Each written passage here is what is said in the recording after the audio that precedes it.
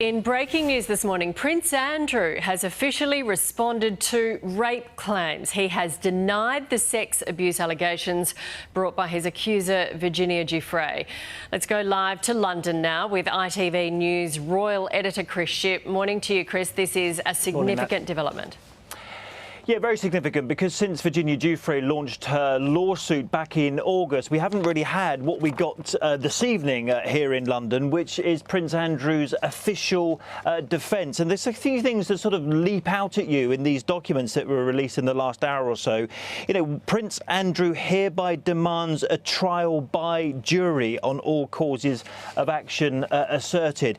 The fact that he denies the allegations point by point that are made against him by Virginia Giuffre. And also, one of his defences is going to be that his accuser acted unethically herself. There's something in here called the doctrine of unclean hands. And I've just been talking to a lawyer in the United States, and he says, you know, this really sets up the prospect of quite a messy and unattractive trial if it comes to trial. OK, so he's going to attack her by the sound of it. He also says, in that I understand, he wasn't a close friend of Ghislaine's, and he denies he was a frequent guest at Epstein's homes around the world. Yes, so, I mean, he goes through point by point. So there's some things that he admits. He admits that he was a friend of Jeffrey Epstein. He admits that he knew him, for example, from 1999. He also refers specifically to that photograph, the famous, you know, infamous photograph, as we might now call it, of Prince Andrew allegedly with his arm around his accuser, Virginia Giuffre.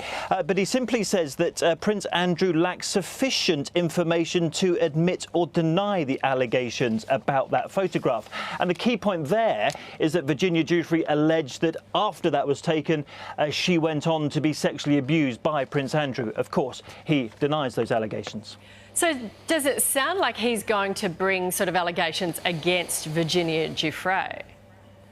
Well, this basically is the legal process now on the way to a trial. Now, I'm not saying this will definitely come to a trial. Prince Andrew, you know, formally says in here that he wants one by jury, and it doesn't mean that the two sides can't settle at any point. That option is still open to both sides if they want to come to an out-of-court settlement.